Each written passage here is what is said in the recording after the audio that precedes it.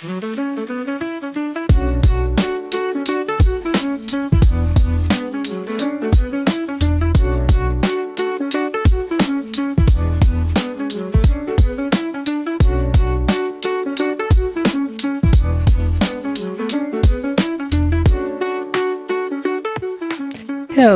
and welcome to 321 Presents. I am Nick, along with my cousin co-host Zach. Hello.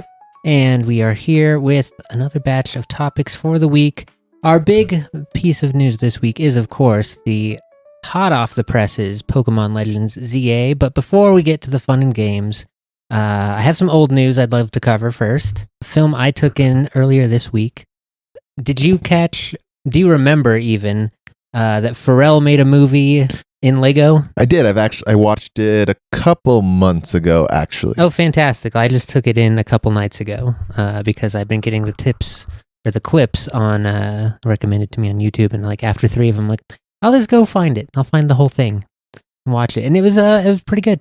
Yeah, from what I heard, the movie did not do well enough that they're like, we can never do like a Lego movie again. So it kind of killed everything, but actually it was a really good movie. I thought it wasn't too bad. It's a fun little twist on how to do a biography. Exactly. It was very much a fun flavor of sort of behind the music style interview history lesson about the career of the musician, in this case Pharrell. And even if you think you're like, I think only hardcore Pharrell fans realize how many bangers he's put out in the last 30 years. He is kind of the producer of the sounds from anywhere between the late 90s, early 2000s up till I would even say today. Yeah, still working. Doesn't do as much music nowadays because he's so big into his fashion and design that he is so well known for. Yes, the world is his oyster, as becomes apparent in the Lego movie. So yeah, that's a fun little watch for anyone who is looking for a good, I would say, family-friendly one as well. Family-friendly, it's a good, feel-good story because it's a dude who's coming from nothing, as he shows, but he has a lot of help along the way, and plus Lego movie. Lego movies are always fun. Yeah, exactly. And I think, it fits the premise to use the Lego medium for this one, because it can do the same like traditional music biography sort of trope beats. Like there's the section where they go back to his town in Virginia, and it's like very much in the same style as you would see it shot in camera, but then you're able to, because it's Lego, break away and do like a crazy transition and things like that were very entertaining. It's also a fun way to see, because Pharrell really is a visionary of things. It's fun to see the world in sort of his art direction, yeah. With his art direction and sort of eyes, to see the world as like, I just see things as sort of the Lego, and I'm just putting things together. It's just how he works. That's just... Yes, absolutely. The heart of the thesis of the film was that Pharrell sees his creative process as taking existing bricks and making new things with them. Yeah. And it's exactly what he did in the movie as well. So yeah, a fun little bit there. Do you have a favorite Pharrell song off the top of your head? And it's a hard list to pick through. Depends what we define as. Are we counting all the ones he's produced, or just the ones that are his? No, I think we can include the production history as well. The full on Genius.com, he is credited with over 2,500 songs, either produced or like performing on. I probably do. We'll go off yours, because you've done a little bit more research than I had to come into this. I mean, that's the thing. I'm not sure I have one in particular, because the hits go all the way back from the No Doubt era of the early 90s. Hella Good, I think, is the track.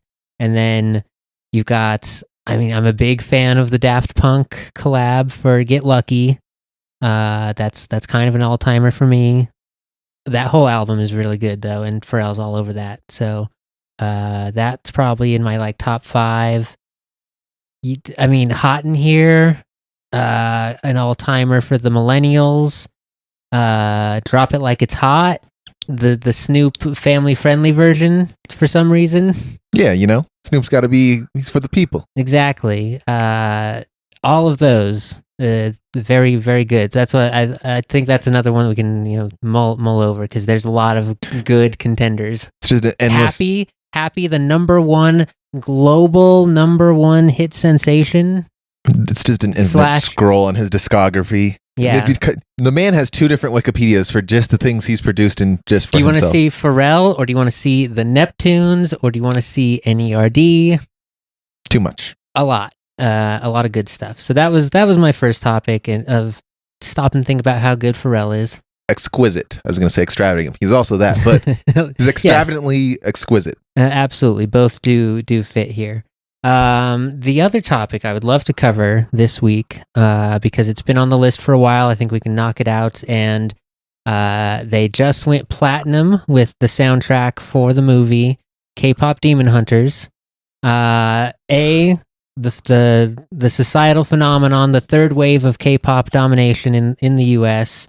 It really feels like the Civ 5 thing of when you send like culture. Yeah, when you're going for the culture victory, you send like the little missionary over and do the little burst of culture influence. That's what Kpop Demon Hunters feels like to me. I don't know enough about that. I am but a warmonger from all the playthroughs I've done solo and with you. I'm a military guy. That's true. But there are mechanics for doing just the society influence thing. They're gonna get my society. It's not gonna be by choice, but they're gonna learn about my culture. It's the only option. That's one way to do it, aka the British way. But I would love to go over the summer phenomenon that Kpop Demon Hunters has been, and B, sort of the way it has caught you up finally in the K-pop wave. It did, and it's a good time to go over this because as Halloween comes around, you are going to be seeing a lot of demons, a lot of roomies, and everyone else that is included in those movies, even maybe a little Bobby running around. Oh yeah, absolutely. Some great costume ideas that are gonna be the hot ticket this year. Yeah. What is our main demon guy? Genu? No, that's the demon, but spoilers, not spoilers, because you should have watched this by now. If you haven't, what are you doing? Yeah.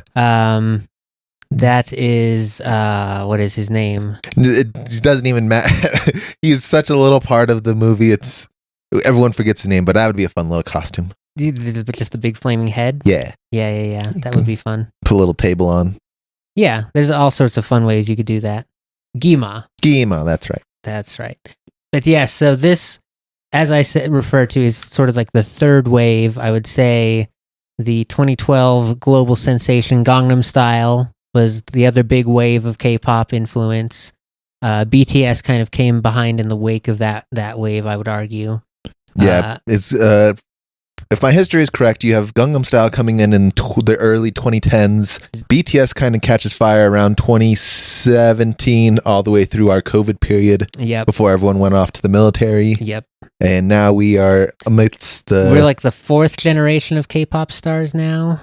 Technically, because I know my Shiny Boys are 2nd gen, is what considered the second wave, because they were late 2000s. They debuted 2008 and then rode through the mid-teens. Depends when what we're looking at as generations, like generations to come through America, or just generations in general. We're probably on like a 5th generation in actual like Korean idols. I think it is either 4th or 5th. I would definitely believe 5th, because my Shiny Boys have been around for a long time now. Shiny was probably like when K-pop started to actually blow up, because they were part of the first wave, and it was a smaller, not nearly as like widespread sensation, but it dug some roots in important places. What's our Gangnam Style's guy's name? That is Psy. Psy came along. Psy had been actually doing stuff for a long time. He has a long discography before Gangnam Style. For sure, but he's the first one that was like, here is what K-pop is for the world. And the funny thing about that is it would be similar to if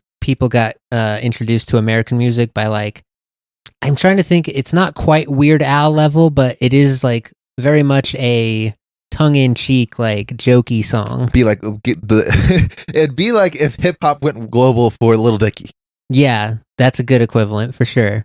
But it does have all the fun, the catchy beats, the kind of electronica undertones. It was perfect for the mid 2000s. And for me, the reason I never converted is that's what K-pop was. I was like, I can't. You didn't get along with the horse dance? I was all for, like, it was a good time, but it's like I can't get behind this for all the sounds that I listen to. And I'm usually it is a very upbeat, but they're not quite that upbeat and not usually that happy all the time. For sure. But I was like, I can't foresee me liking more of stuff like this. Little did I know it was not all like this until Kpop Demon Hunters rolled around. For sure. And it has continued to evolve because that certainly did become sort of a flavor of the month where everyone was trying to make a Gangnam Style banger for a couple of years. But again, you get another couple generations mixed in of like those influences picked up with the huge advantage that I think the younger generations, I can say that, I'm an old man, have is like the immediate access to all of the back catalog of like music history that is kind of brand new. You used to have to go hunt and find all of this old physical media to listen to old songs, and now it's all kind of in the one app if you need it. Yeah, thanks to the DSLs around. For sure. DSP. Yeah, DSP, digital streaming platform. Yes, that's the acronym we're looking for there. So, yes, tell me more about how Kpop Demon Hunters has gotten you into not just the fictional K-pop band, but also real life K-pop bands. Yeah, so the problem with Kpop Demon Hunters is the songs are very, very catchy. And the one song that I kept playing in my head, because I've only seen the movie twice now. After the first time, Golden Kinda Sticks. Yep.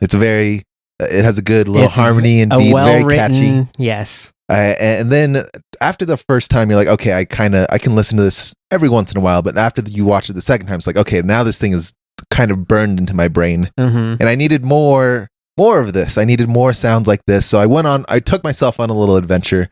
I said, "What is K-pop?" And I said, "Thank you, Uncle Grandpa Psy. I'm going to put you over here to the side. I'm going to go look at the biggest... What the new kids are doing. Yeah, I'm going to go look at who the biggest K-pop band is out there, which is BTS. And I was like, okay, I'll start my journey here. This feels very safe, very secure in the Army's and again, hands. A band or a group with a very long discography before, if you only caught on with Dynamite or Butter, you got like 5 years before that of other...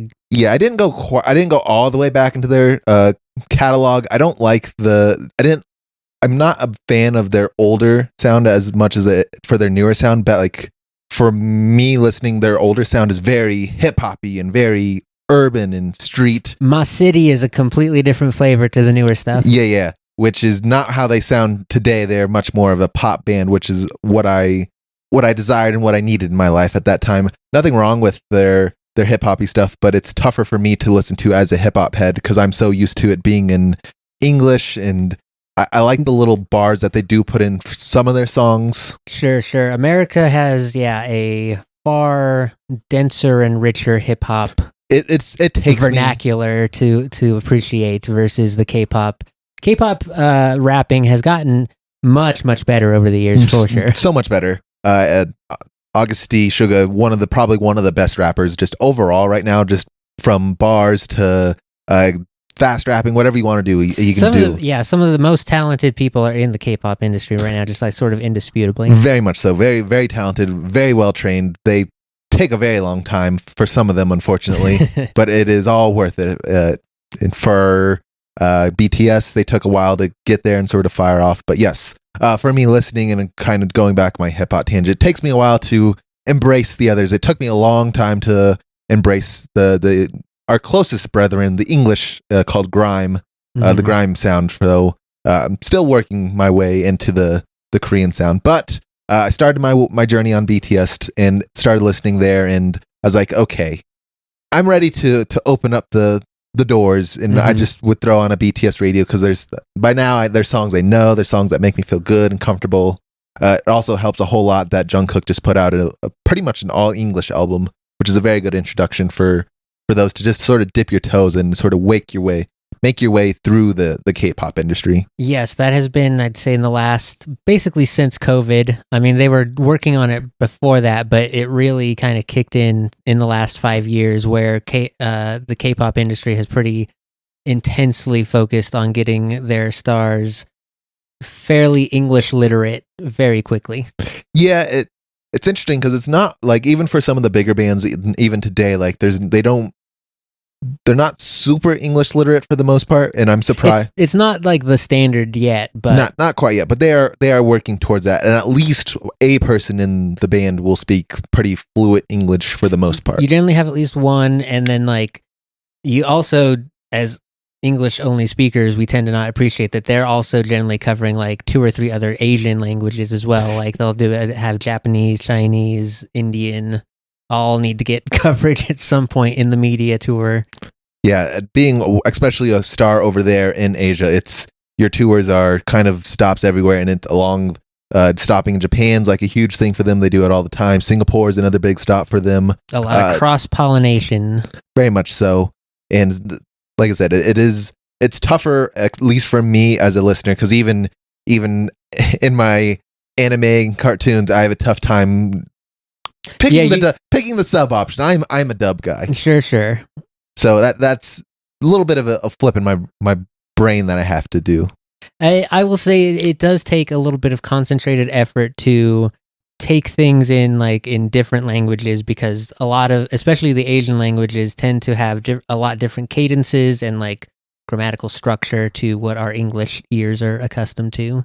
Yeah, and I don't know if it's just me, but like the Korean language in general sounds very like singy, songy, like it's got harmonic, a bit of a pattern to it in general. Yeah, for sure. Because there's some set like the way that the song sounds, and then when I get an English translation, I'm like, that is you wouldn't have been able to make that melody and that beat work. Yeah, that does not work in English. Which is part of the fun of the hybrid, I think, of them finding.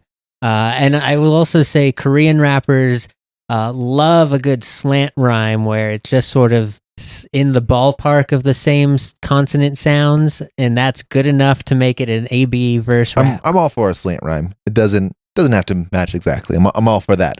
But on my journey after my BTS stop, I've been stuck, and someone may say I even stayed with my bestest boys, the Stray Kids. That is probably my favorite K-pop band that I've discovered, and I'm not leaving. That's fine, because you know what? Every band is trying to have a slightly different flavor, and they want you to be hooked on that particular thing. Yeah, I like them a lot, mostly because it's a mix of all the sounds that I'm sort of used to. So there's like this sort of the alternative rock, the like Red Hot Chili Pepper sounds. They even have a Red Hot Chili Peppers bar in one of their songs, in fact. Nice. And then they go and do some hip hop songs, and then they have some like ballads and melodies. The other cool part of is like their main frontman is from Australia, so he's a very fluent English speaker.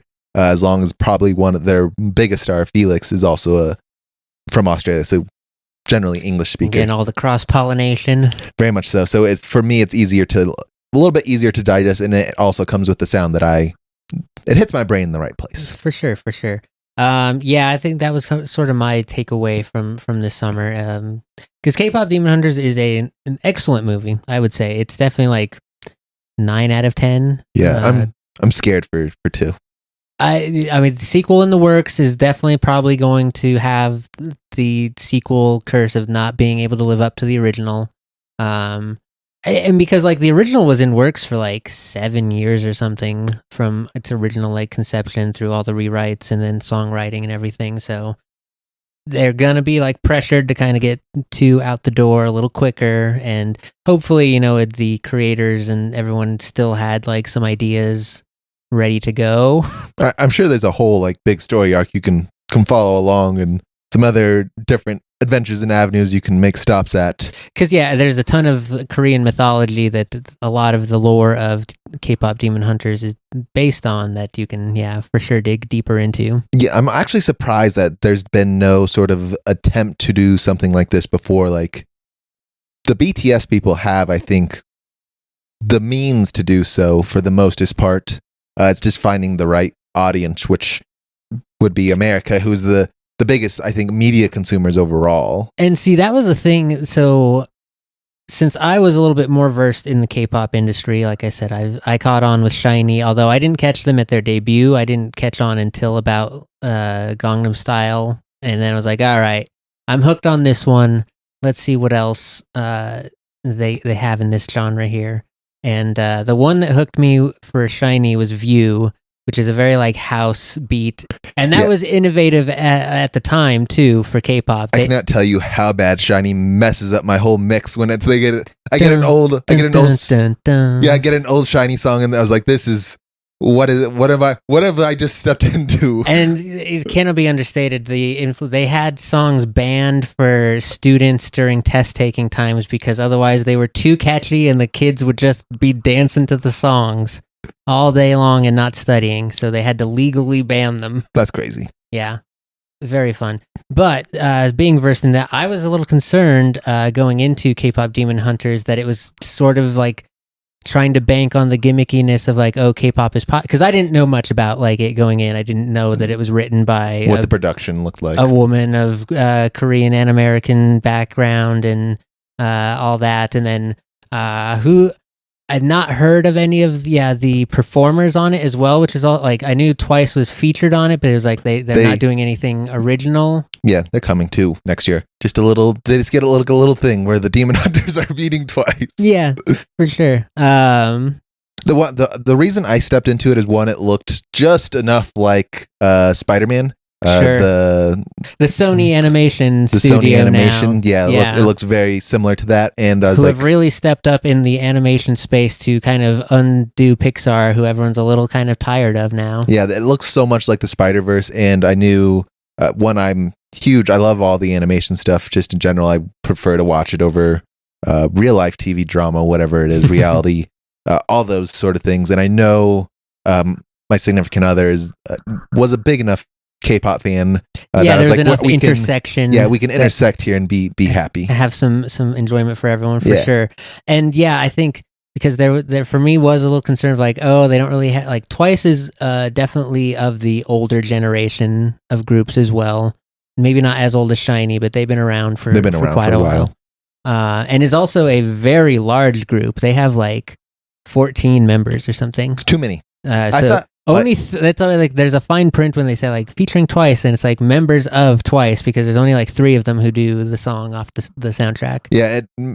So my brain hurts like when I was going in initially starting BTS. It's like there's 7 dudes on the song. Like and they each have like a part of some sort. Like this song's gonna everyone has to be included. This song's gonna be 7 minutes long.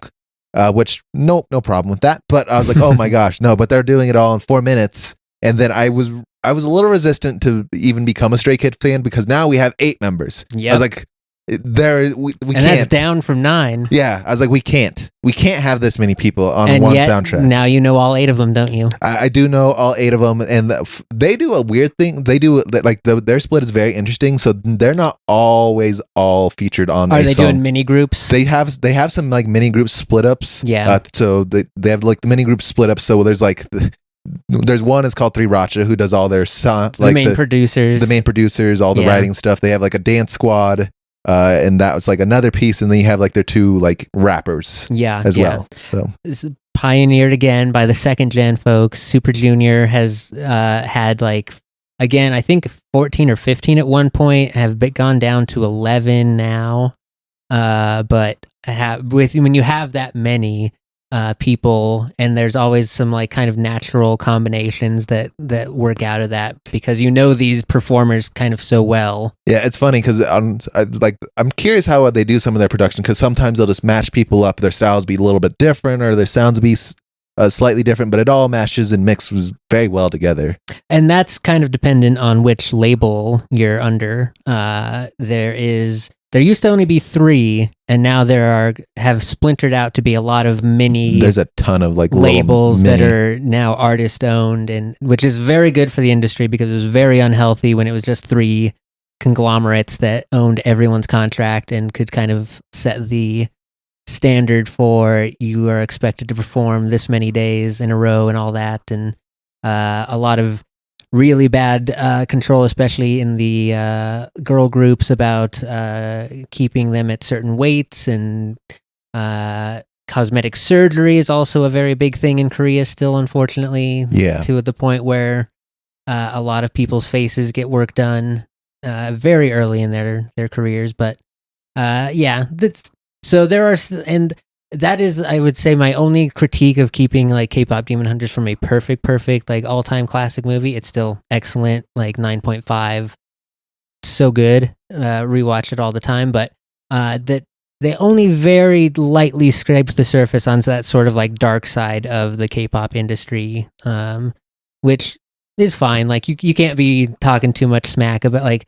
It's a very fine nit to be picking. I am aware, but that would have elevated it to me to perfection if they had been able to like make a little light of like and then and actually the Huntrix girls are independently owned and operated artists and are releasing the labels under all their own name and stuff. It's a family dynasty, which we don't know, but yeah, it's a family dynasty they have going on here. How can they are the conglomerate. I guess so. That is also possible. Centuries. This is true. Yeah, the lore is problematic. Very good. So I think that is good on the music coverage. Let's head over. We've got a few topics to talk about in the sports corner this week. Let's start, though, with the absolute disrespect the scheduling people have shown our mountain time zone in this past week. Putting our Broncos in London on Sunday to make it a 7:30 kickoff local time. Yeah, no bye, and we're not coming home with no bye. No bye. Yeah, immediate play time, which is also, I think, a first for London games. Yeah, most people opt for the bye. I mean, I would not want the bye this early either. It's too early for sure. And then my Avs on Columbus Day. That one is upsetting. Fake holiday, by the way. Went to Buffalo, where they said, you know what's a great idea for the hockey town of Buffalo, New York, is if at 12:30 their time, we put on a hockey game on a Monday afternoon that most people don't have off. That's insane. So local time here, 10:30 for puck drop, 10:30 a.m. The Sabres aren't even that good. You have to give away tickets. They're bad. They're the worst team in the NHL. They're the Rockies of the NHL. On that day, they should have just went out to every school and just been like, come to the game. That would have been a very nice, generous thing to do. Yeah, by the end of that game, the fans were throwing their jerseys on the ice, and that was the third game of the season for them. I've never seen that from no matter how bad a franchise is. But you have to be bad. I've seen the paper bags, but to the disrespect of just taking the whole sweater off and onto the ice. Yeah, no, they are on the longest streak, 14 years without a playoff berth, and that is coincidental with the takeover of new management, new ownership. So, in fact, I saw a very dramatic chart about the Buffalo Sabres this week that was like their franchise wins-loss like record, and when the ownership changed in 2011, they were plus 252 games in their franchise history. This season, at some point, they will go back to a perfectly even 500. Not good, because you know after that it's only gonna keep cratering down. Yeah, you have not even come close to pulling out of the nosedive yet.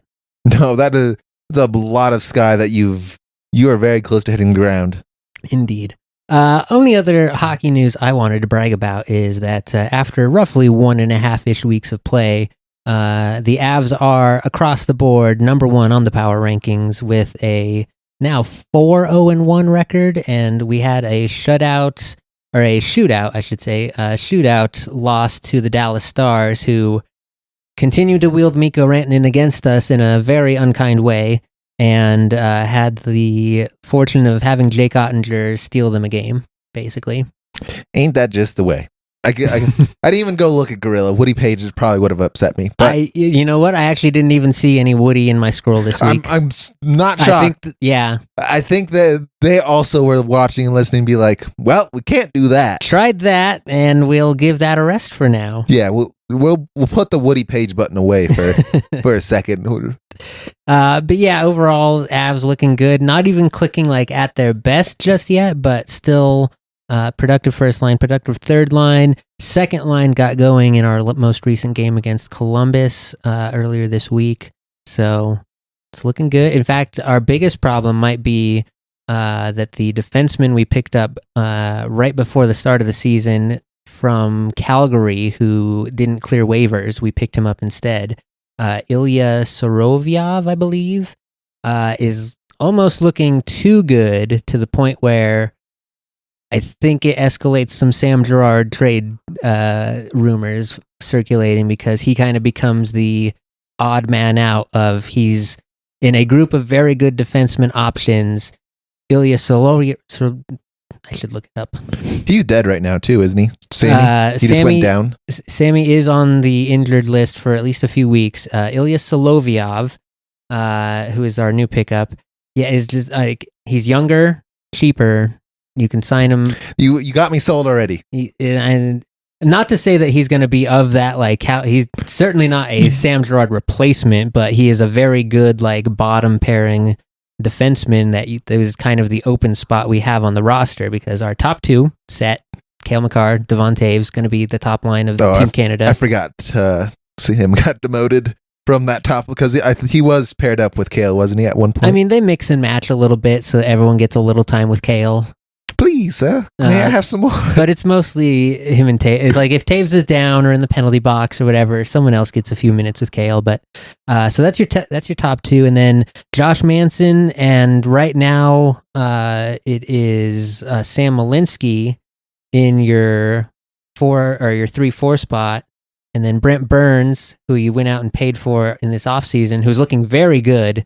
At 40 years old. The old man. It's all that coffee. The Iron Man streak, looking great in the fifth defenseman spot. So you just need someone to plug in the sixth spot there on the very bottom pairing with like the least amount of responsibility.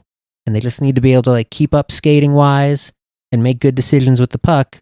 And so far, Ilya Solovyov has done all of that. Check, check, check. And will come in nice and cheap at the, for the salary cap. And then you look at odd man out Sam Girard when he's healthy again. Do you flip him for assets and lighten your load on defense a little there in terms of the cap? Maybe. It's a thing that I was thinking about this week.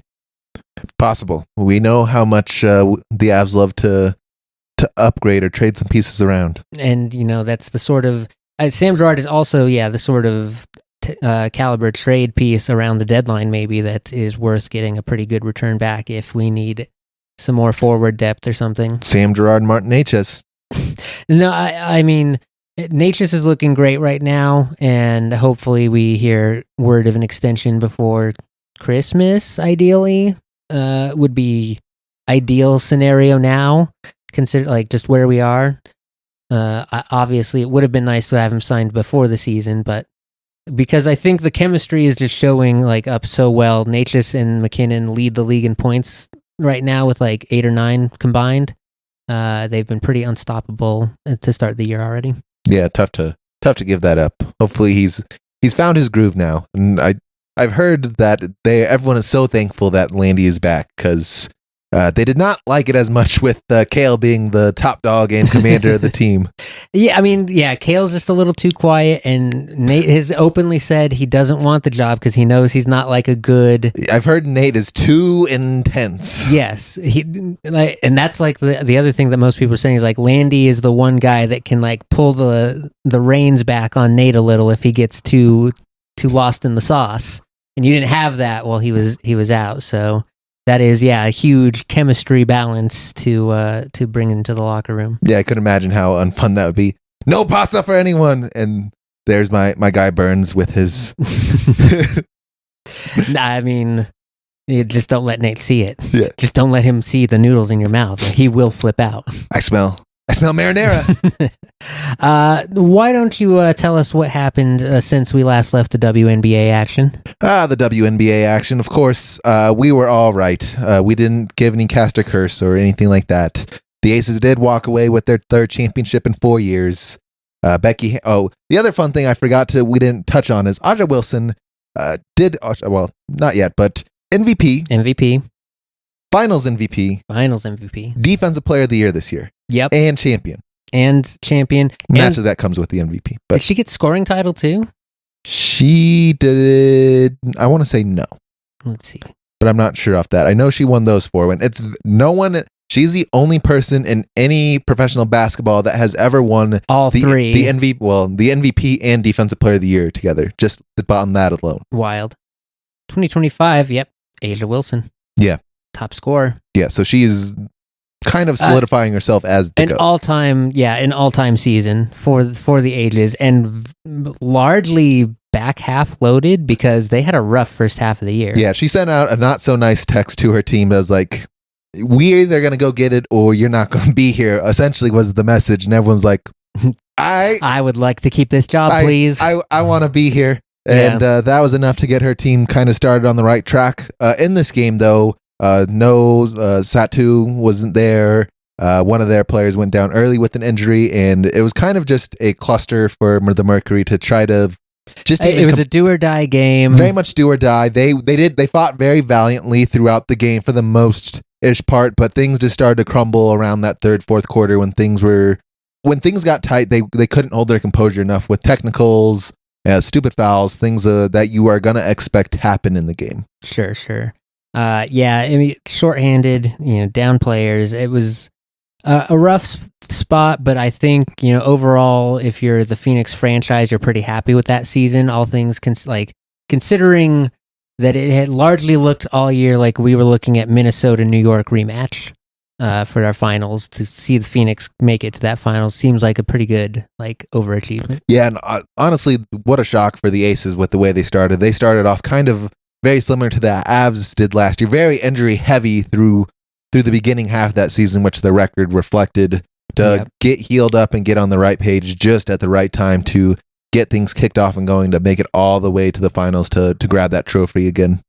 Yeah, very impressive. And I think we sidetracked out of saying Becky Hammond, third trophy in 4 years. Her percentage is only going up from the 90% that it was already at. That's video game numbers. It's stupid. My favorite part of the finals was when Kathy showed up and she got a resounding boo. A resounding boo from the fans. They were in Phoenix? They were in Phoenix. Yeah. It was like, hey, team. Yeah, Kathy boo. It was like a very audience. It's fun to see the audience participate. The clips are very funny of the immediate shift of, She is not very liked for valid reasons. Yeah, kind of enemy number one in the landscape of the league right now. Yeah. But yeah, we'll that's the season. Aces come away third in 4 years. Dynasty level stuff. Yeah, I think it's gonna be tougher for them next year if Indiana can stay healthy. We know they can make it to the playoffs. They were just couldn't stay healthy enough to make it all the way to the finals, but no Caitlin Clark. They were missing three by the end of the final game that they played. They were missing 4 of their 5 starters. Yeah, so seems like a lot of room to grow for the Fever. Yeah, they'll get back 3 of those at least early on. The 4th one I'm not quite sure about. Plus, we know we have the big off-season shuffle coming with a lot of players who only took 1-year contracts this year, and a lot of free agents coming on the market. Yeah, I'm interested to see, because usually in the WNBA you see a lot more shuffle and parity happening around because unfortunately, the players are just so cheap that it's just kind of easy to flip-flop around. But I don't know how much parity, the team that I would expect the couple teams I'm expecting to load up, Washington, with their new star over there. I think they have potential. I'd be shocked to say that they're going to end up with an Indiana season, because no one could have predicted this for Indiana, but I expect them to be a lot better. Yeah. I think LA is on the brink of something. Funny word there. Because, they were right there at the door on the very last game. Yeah, because Cameron Brinks is back with him, and it looks better to kind of get everything in the full fold. year of her would be huge. Yeah. We do have the whole looming shadow of the trade negotiations. Yeah, looming over the off season, but barring that, even we'll come around to a potential new WNBA season with also a new team next year. There will be 2. I don't know if it's 1 or 2. For the 26? That might be 1 or 2, because I know Portland's coming, right? And there was one other team. Seattle already has a team. There's Storm. Seattle got it this year. No, Seattle's had theirs for a very long time. Okay. Golden State got theirs this year, who had a very, very good run as well. Toronto and Portland will be the 2026 editions. Oh, that'd be good for Toronto. More basketball. They need more sports out there. Yeah, one of those teams has to start winning, just by rule of numbers. Blue Jays aren't bad. Hey, actually, that's a perfect transition. We'll because I do want to touch a little bit on the MLB playoffs as we are getting very close to the end of them. It's still going. It's still going. We've been away from covering them fully for quite a while, and yet it continues to happen. It continues to play. Now, you have already alluded to the fact that the Toronto Blue Jays are in against the Seattle Mariners, the feel-good story of the season. One of these teams going home very happy. Yeah, absolutely. And the other will be absolutely heartbroken. Yeah, it's tough because you have two kind of like Disney stories on each side. You have the team from out of town that's fought all the Red Sox and the Yankees and all the juggernauts that we know in the baseball world. Come out of the NL East, the Blue Jays defying all odds with their young second-gen stars with Vlad Jr. and Bo Bichette. And then on the other side, we have the team who, boy, oh boy, have they just sucked for so long. So long. Yeah. But with the big dumper leading the charge. Who knew all you needed is a big dumper to... when you have a career year from the big dumper, it can make miracles happen, and it's happening in Seattle. So, yeah, that's an exciting one. It's like, can that just be our World Series this year, and we'll not have the other side? That would be tough, because now it would be like, who do you root for if you don't have a team? Right. Like, two feel-good stories against each other. That doesn't feel good. It doesn't. It kind of negates the whole thing. The other series still going on to determine who's the National League winner.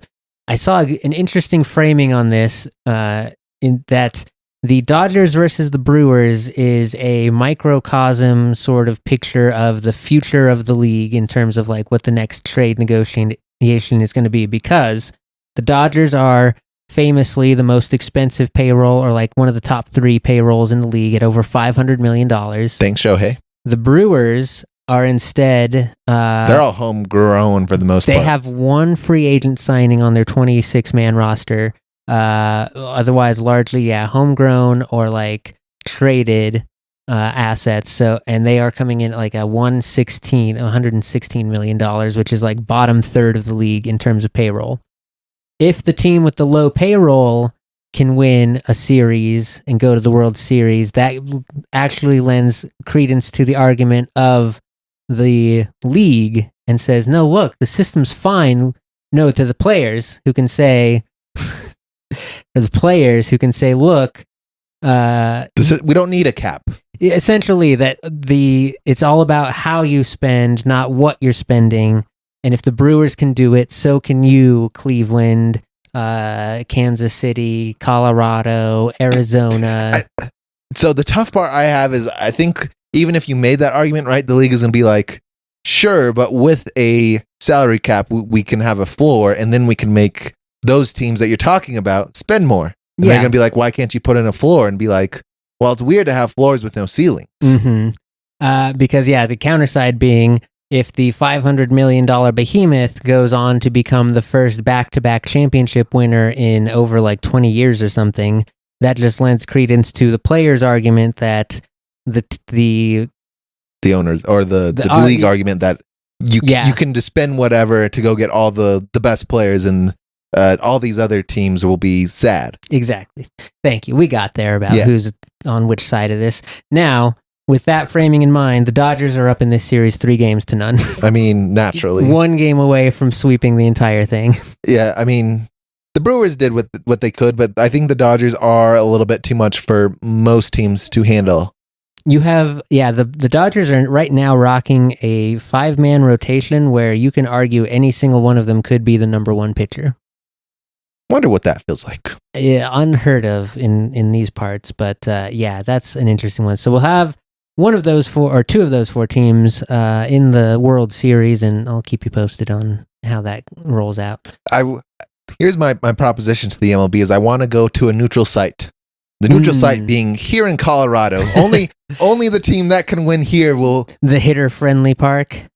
Yeah, because if you want to throw your best pitcher out there... Mm-hmm, you all have to suffer Coors Field. Yeah. And truly only the best can win here. I don't hate that argument. Yeah, that would actually be pretty entertaining for everyone involved in the sports world. I don't... there's always like...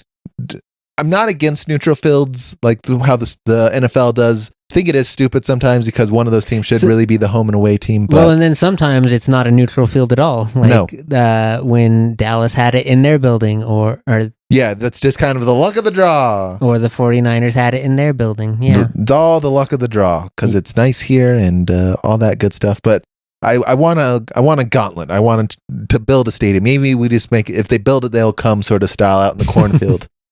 Put them to the ringer. That'd be pretty interesting too. I like all of these potential ideas. But I think that's enough sports talk for this week because we still have our juiciest topic of the week to cover, and that is our hottest Pokemon game, Pokemon Legends ZA.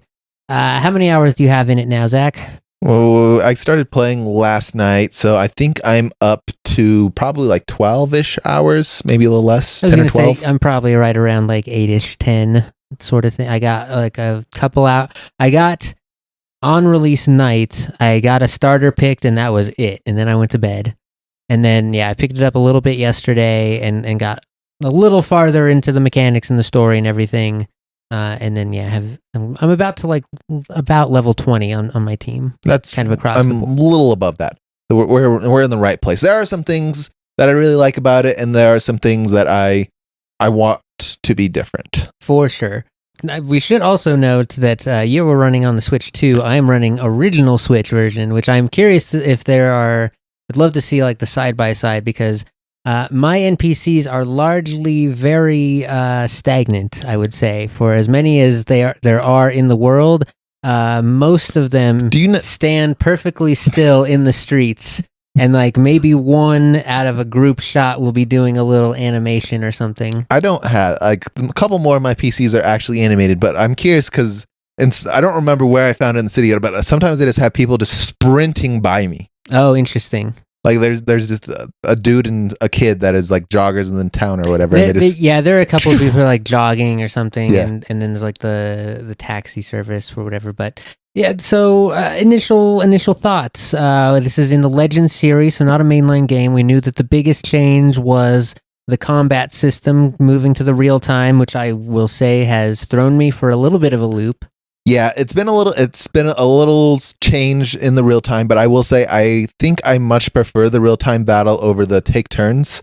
One, because I think it lends more to sort of picking your moveset out a little bit better. It's just a different game, essentially, is you're playing a different style of decision making tree here. Yeah, versus the turn based where things will happen in a certain order. This is all very much variables of the moves themselves have different cooldowns, and then the Pokemon speed stat actually affects those cooldowns as well. So like the same move might take different between two different Pokemon. Yeah, and I like that a lot because for me, playing just as a turn-based, I throw away almost every side effect move there is away, except unless I have a Gengar and he does have Dream Eater. That is the only one. Now that's why, because how do you eat dreams if you don't have hypnosis? That's why I keep it. That's why he's the only exception. I have to have a hypnosis to eat dreams. He's sleeping on Confuse Ray, sleeping on Toxic, sleeping on Protect. I throw them all away. So I'm like, because it hurts me as we talked about the Civ Warmonger.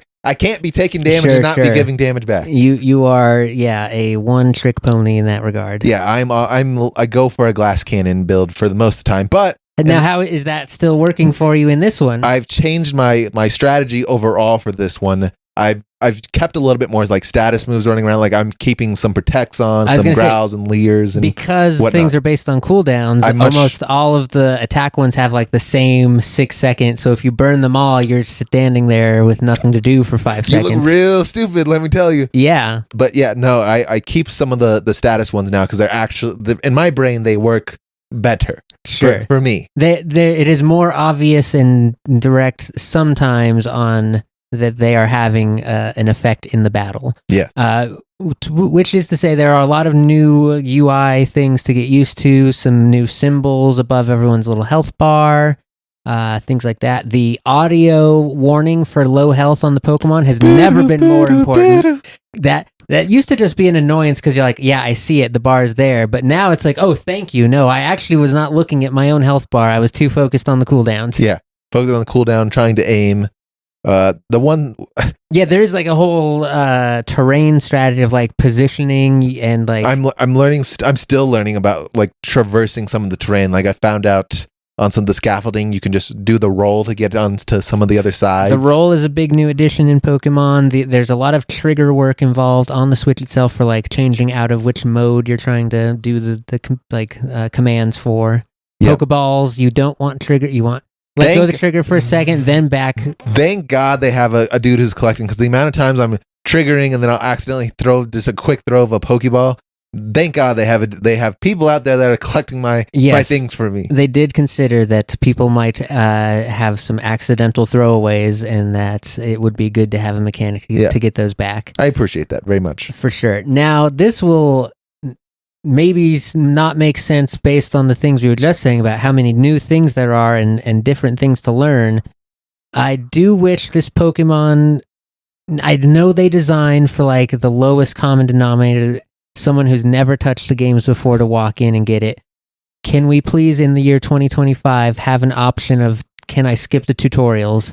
I've been playing your games for 30 years, Pokemon. You don't have to tell me that they have different types and that there's some types are better than others. See, this is the problem about reading text boxes. Mm-hmm.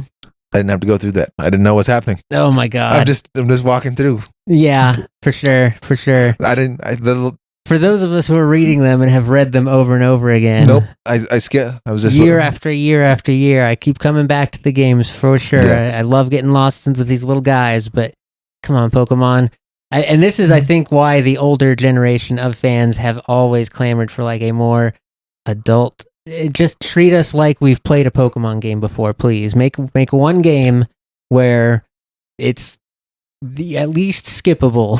Yeah, the one thing I will say about the Legends that I noticed even in the original Legends game, the Legend of Arceus, you can get yourself in some bad spots if you don't have the right Pokemons, which I think there is that open world aspect to the Legends series that the other ones don't really. The mainline games are much more linear. I can run around in the grass over here, and I'm just all happy, and I'm just doing my sweet little dungeon grind. Yeah, you can find wild zones in this game, and they'll tell you at the front at the gate, we're like, recommended to be this level, but go on in if you want. The recommended is not always true, because there's the concept again in the Legends of an alpha. God forbid you run into an alpha. The big ones with scary red eyes are absolutely terrifying, and this is the first Pokemon game where you, the player, can take damage. Oh, I've died once in the game, and because I got I got blasted by one Pokemon, jumped off a roof, landed, and a Pidgey picked me, and I died. I was like, what? And that is another thing, is you can get mobbed essentially by wild Pokemon. I dislike and like that at the same time, because it does have like a like that feels like what would happen in the Pokemon world. That feels more true to the Pokemon world for sure. God, I need a break. Yeah, it kind of breaks the usual structure that you're used to in a Pokemon game of like, no, I'm engaging with this one. Wait your turn. I'm in battle with the one-on-one. Please get in line. I'll take you one at a time. Please wait your turn. Yeah. Not all of a sudden now I've got 3-on-1. And again, this is all with just like the kind of initial low-level Pokemon as well. It's gonna get nasty, I'm sure, with the deeper we get into the decks. Yeah. The couple gripes I have in like the aspect of the Pokemon, one, I don't like that we have 2 of the Gen 2 starters. So I like because we got Cyndaquil last time, so he couldn't be here again. I don't like a Totodile and Chikorita with the Tepig. I wish they would have switched out one of the 2. Because it would have been nice to have like a mix of one from each different generation. Yeah, like they did last time. I wish I would have had that. Why we doubled up on the Johto ones, don't know. Yeah, don't know why. And the other gripe I have is I understand what they were going for, but I want to explore more than just like the city I'm in. I want more cities or something like that. We're used to Pokemon games including an entire region, which is like roughly a country sized. I wouldn't with like different biomes and stuff, and they've all contained it within Lumio City in this one, which I think a technical thing largely. Yeah, like I don't hate it if they would have made the city bigger, but to get from one end to the other end isn't like terribly difficult, and there's like you can do it with pretty much with no consequence with the wild grounds and things like that. And now this is, I will say, a point that Leon keeps bringing up, in that you check out Tears of the Kingdom, you check out any number of other titles that run on the Nintendo Switch hardware who can handle bigger worlds with better graphics, with different, like, more intense lighting situations. Why does Pokemon feel like it's still somehow always a generation behind in their games? Did Game Freak do this one? I think so, yeah. I'll double check though. Because I know they do like the mainline ones. I don't remember if they got the side pieces too. Because I kind of thought Game Freak was just the default Pokemon producer out of Nintendo. I thought so too, but just want to make sure. Yeah, Game Freak developer from the Nintendo or the Pokemon company. Yeah. I don't know. But yeah, there's like, I don't know what they're using as an excuse. There can't be like this much, because they have their library of 3D sprites for the Pokemon, and you have them in there, and I just don't understand, like, why is ever a Pokemon world, there's no reason it couldn't be more than the city, theoretically. Like, yeah. Hardware can run it. Yeah, I don't disagree. Like, the only, like, argument I have is, like, with the Zeldas and whatnot that are beautiful and glamorous, is, like, you're not running into enemies all the time, and there's not, like, there's just, like, open terrain for some of this stuff that you don't have to animate something that's happening, because all of the little 3D sprites are, at least for the Pokemon, are always kind of constantly in movement in the Legend series.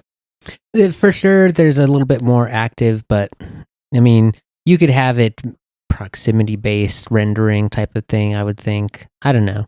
These are technical nitpicks that I'm sure the young kids don't mind, but, as just a fan of the franchise, it feels like we've never gotten to utilize the current gen's hardware. This game 100% could have run. I mean, it would have been impressive as a Switch launch title. Yeah, I'm curious, because they've always felt like they've developed for the last gen, and they've always been playing catch up for the most part. And I think it just becomes a little bit more egregious this time around, where certain versions of this game, depending on where you live, can cost up to $100.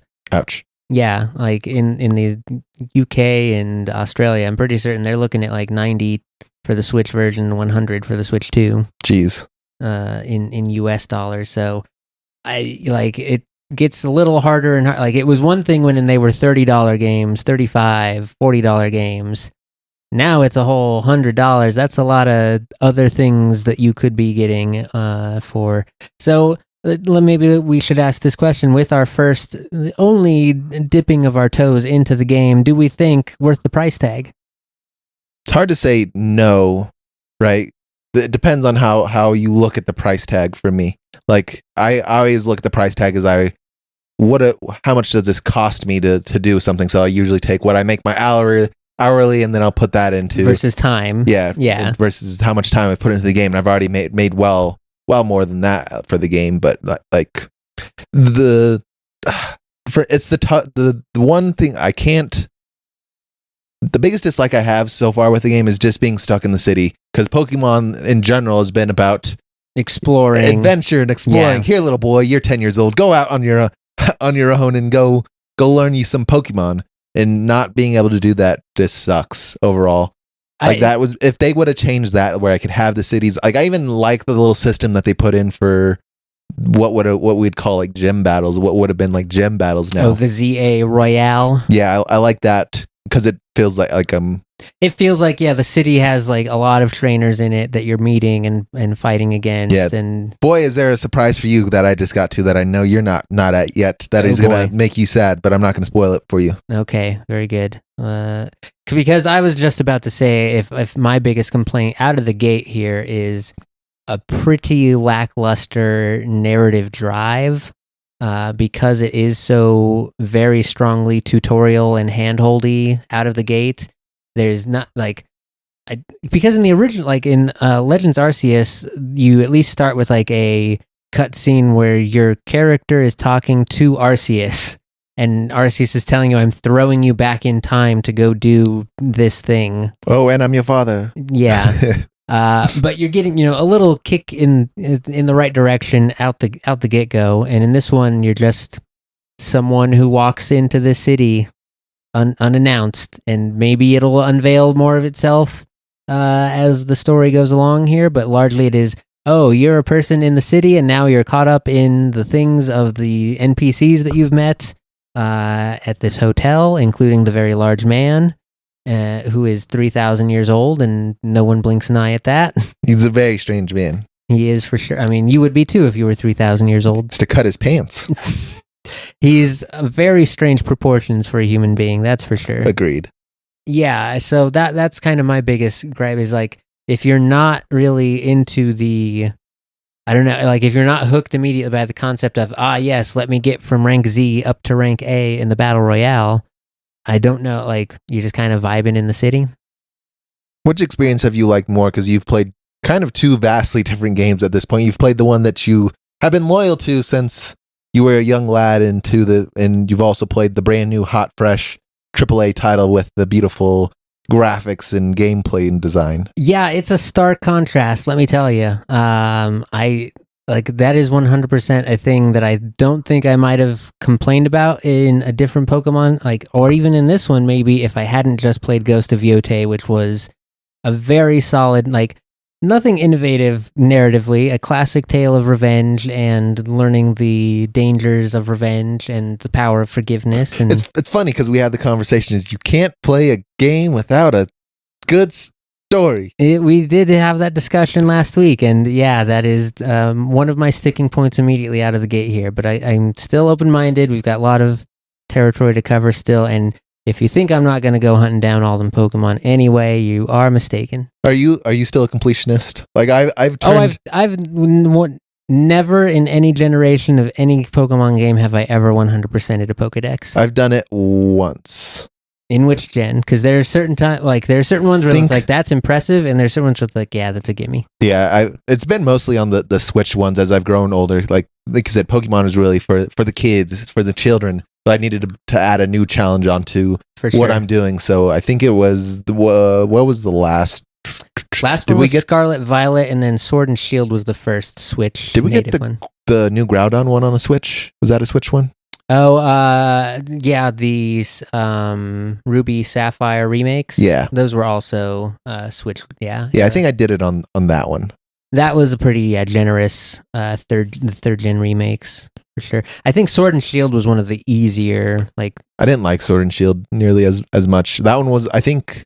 The Gigantamaxing? You didn't love to Gigantamax? Didn't like to... So I didn't like the Sword and Shield, and I didn't like the last gen that we just played with the Koraidon and... What is the other one? Miraidon, yeah. Yeah. The electric one. I was the dinosaur. Yeah, for sure. Yeah, I mean, Scarlet and Violet, I think, again, we're like... interesting steps, and we're seeing a lot of experimentation in like the formula. You can see that they know that they need to grow and evolve the franchise after 30 years, but it just still feels a little slow compared to the rest of the industry. I'm also like, as I get older, I'm a little bit more curmudgeon, and I don't know how you feel about it, but I'm not with all the Gigamaxing and the so I've already had to get over that bridge once I started to see the pattern of they're changing it every single gen. I was like, okay, that's how it's going to be. Don't get attached to any of these. Don't. I'm kind of surprised that the Mega Evolution has stuck. It's come back now. This is like the third time we're going to be Mega Evolving. I just don't like. I feel like I don't need it. It's an interesting. Because terastallizing was the Sapphire Violet version, yeah. It's I guess more tools in the toolkit for them to be able to pull in later for like different variations. Because again, this is also a franchise that is very like toyetic and designing for merchandising as much as they are for narrative enjoyment. Yeah, understand. And so yeah, having 3 variations of Charizard is better than just the one, I guess. You already got the... Well, I guess you didn't. You had the 2. You got shiny and not shiny. And I mean, there's the X and Y. X and AKA Y. the good versus the bad Mega Evolutions. Yeah, I mean... The one thing I will say is I'm curious how much of these... Because I didn't really notice how much they pulled in from Arceus into the last generation that they did. The games that escape me. What were they? Which ones? With the Koraidon, Miraidon. Oh, the colors. the little Italian school kids, Violet and Scarlet and Violet. Scarlet and Violet. Yeah, Scarlet and Violet. I couldn't get off of Sapphire, and I knew that wasn't right. Too many reds. Yeah, but I didn't notice how much they pulled in from Arceus into that, because it's really, the Legend games are kind of like a little bit of a testing ground for them. It's far more experimental. They are doing different stuff than the mainline games for sure. Although if anything, you can see some bits and whatnot pulled through, like the different height variations of having like the rooftops to explore versus ground level is kind of pulled in out of the terrain that you could do on the original, like the mainline games. But they didn't leave, again, since it's only in the city, you only have that one type of terrain to handle. So, and I think they also incorporated like some Pokemon Snap gameplay elements for the photo mode in this one as well. If you want to take Pokemons with you, or cute pictures with your Pokemons. Which is, I think, like an element that they've built into it as well, but with the much upgraded character fashion, choose your own like looks element to this one. A lot better, I would say. Just of the couple of shopping centers I've seen already, huge upgrade in the library of fashion choices. Yeah. How do you feel about doing like side quests during your Pokemons now? So that's the thing that I think adds to my sort of the narrative muddiness, is having this, like, it makes sense to have the side quests as a thing to do, and there's so many ways now in the world to be gaining experience for your Pokemon without just battling.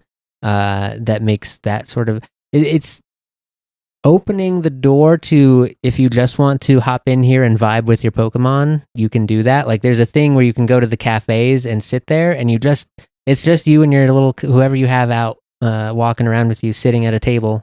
Yeah, if you go to the park benches, you can also just sit and admire your work. And vibe, yeah, and do photo mode if you want, or just have the cozy, chill soundtrack. It's a pretty good soundtrack. Pokemon soundtracks have never been like top tier or anything, but this one's solid. I always I get the Poke Center song stuck in my head. And it's a little bit new take on the jingle. It's still in there, but there is also, I don't know if you noticed this, we have joys of different skin color now. I never realized that they were actually Nurse Joys, because I saw the one Nurse Joy, but I go to it's like a different, it's not Nurse Joy, it's like a completely different lady. I'm like, but they have still the same hair.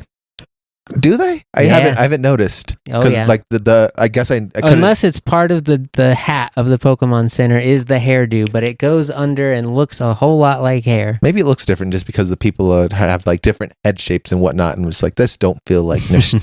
That's not Nurse Joy. Maybe, but yeah, I think this is the first time in canon we've seen a break from full-on Nurse Joys or at least the exact same sprite of character at the Pokemon Centers. It's different employees in future version of Pokemon. In the city I'm trapped in. Yeah, that's the other kind of fun narrative thing, is that this is supposed to be like the future in Pokemon world, so it's kind of interesting to see like, oh, did that evolve over time, that the turn-based battles just like phased out? The one thing I would like to see them do is maybe give you an option like some other games do. Like, do you want this to be real-time battle, or would you prefer turn-based? Because I mean, I think they should give you an option. They'd be too. I would love that from a gameplay perspective as a user. I could see how from a programming perspective you'd want two completely different like the move sets would need two completely different like libraries of like how they work and whatnot. Sure. Which would be a bit of a daunting task, I would think. They take so much time between the two, and I know most of that's designing your brand new 1,000 Pokemon, but that's, I mean, largely the argument is like, why do these things take so, and if you're taking so long, why are they not built to like this current gen spec? Because it takes forever to build the 100 and some Pokemon that you need. Nah, they've got the library of, because we have not had a full, no, I guess Scarlet Violet did give us they bumped us over the 1,000 mark, huh? Yeah, they did. We get at that's why Pokemon number 1000 is our the shiny Rastafarian. Yeah, that evolves when you collect the 999 or the 99 shiny coins or whatever. Yeah. That all checks out. I don't know. It can't just all be Pokemon design. And it's certainly not them writing the story, so I just don't know. But yet I keep coming back year after year after year, and we'll continue to do so. Yeah, I can't imagine we're going to get any more types or different moves now. I said that before, and then they came out with Fairy on me, so you never know. Yeah, but now you needed Fairy. Now that you're set, with 18, and there is balanced kind of cycles throughout, it feels stable, but you never know. Yeah, I think that is all the takes we can have on Pokemon with our little dip of toes into the story so far, but I'm sure after a whole nother week, we'll have some more thoughts and feelings on it. Yeah, I know you're going to be upset here pretty soon, because if you're not far behind me, you're going to be sad. Oh boy. Well, that's a foreboding way to end the show, I guess, but go ahead and take us out. Thank you guys for listening. Of course, if you have not done so, please do subscribe to the Spotify, subscribe to the Apple if you're listening there, wherever you might be listening, YouTube, perhaps. If you've not checked out our website yet, 321pods.com, and please do interact with us if you have comments, questions, things you'd like us to cover. Go on any of our platforms, throw in a little comment, little question, whatever you may want us or may want to hear us talk about next. But thank you for joining us today. What a week of Pokemon has been. And another week to come. And then, I don't know if you saw, if you even have this on your radar, at the end of the month, have another game release, Outer Worlds 2. I don't think I ever played the Outer Worlds. Okay, well, that's a fun one. It's from the developers who made Fallout New Vegas, which is one of the most acclaimed ones in the series. So it has that sort of Bethesda, Fallout, Skyrim sort of feel to it, but it's sci-fi. And this one promises to be even bigger and better than the first one, which I played, and it's fun. Definitely get it on sale if you want to grab it, but because it's worthwhile. It has some fun mechanics, tight little 20-30 hour story, I would say. Yeah, I need more. I want my on sale. Get it when it's cheap. Yeah. Anyway, we will see you guys next week for some more coverage. Of course, I have been the Pokemon master himself, Zach, along with our professor, our old Professor Nick. Fill out your Pokedex and get a certificate. One day. Yeah. One day. We'll see you guys next week. Adios.